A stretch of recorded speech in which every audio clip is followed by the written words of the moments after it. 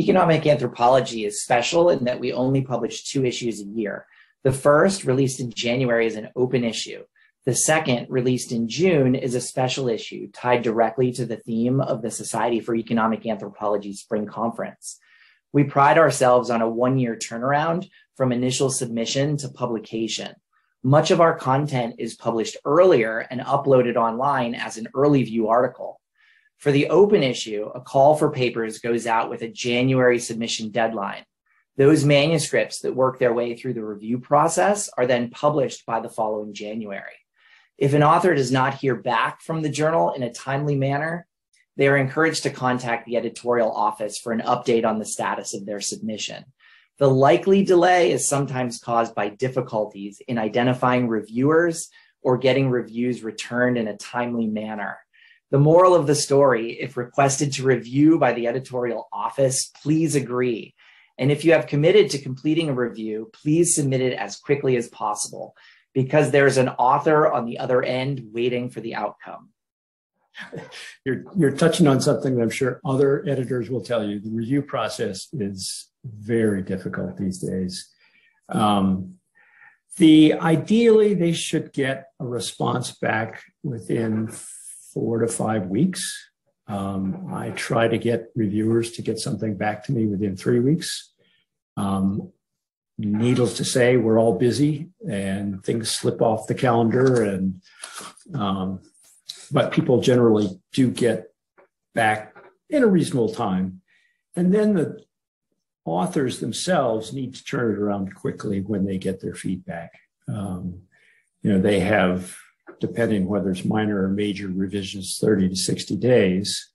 And if they get it back in a timely fashion, and I get it back to the reviewers and they get it back in timely fashion, it can be into production within 4 months, 5 months, ideally. But sometimes it takes much longer. Reviewers don't get their work done.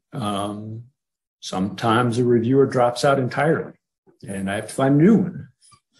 And so that adds several weeks onto the process.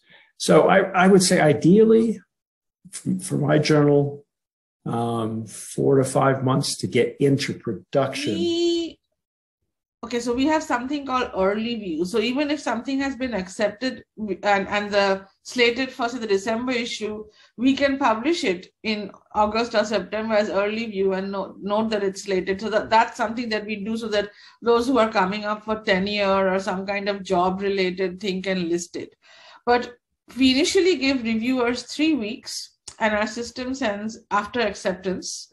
So that's automatically populated in the portal.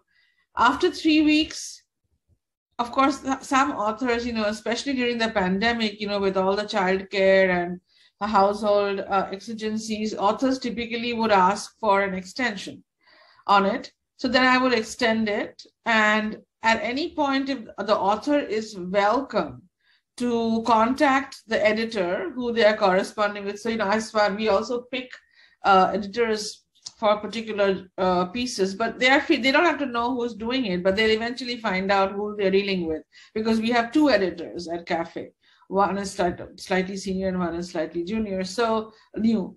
So what happens is they can ask either of them and we will give them a rough estimate. So once that review comes in, say from 4 to 6 weeks, I try to get to it as soon as possible, because we're usually running a schedule. Wiley gives us a date when, say, the June issue, everything has to be in for copy editing by this date. We do a back calculation. So I would say sometimes, authors get published in, 3 or 4 months, right? And sometimes it takes longer. When we have special issues, we have to take various things into consideration. So we operate with them as a set, but when we are doing the open issues, there's no particular topic. We've done one special issue per year, every year for many years, usually the December, but now we are also considering more special issues because sometimes they get, a richer set of pieces together, and it's usually good for teaching or usually good for, reading together as a set. But yes, I think it's very fast. We can get things out, and depends. It does depend on the level of revisions requested. Some people are very generous to say, okay, yeah, you can publish it, but the reviewer is asking for a major overhaul or like some extra collection of data.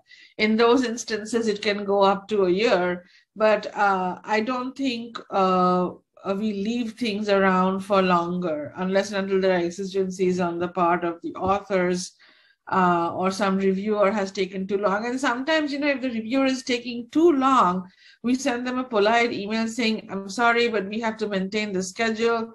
We look forward to having you work with us in a future endeavor, but right now we need to get back to the author. And mostly they are, instead of that being an automated system, I mean, we like working with automated things, but we also like to give it a personal touch so that the author or reviewer doesn't feel like they're dealing with a bot, which is often the case with many journals these days. So we try to maintain that. And also for first-time authors, one other thing is we also encourage them to run things by us, right? A shorter version or the abstract or even the draft. And we'll glance at it and say, okay, yeah, I think this needs a little bit more work before it's developed enough to come to us.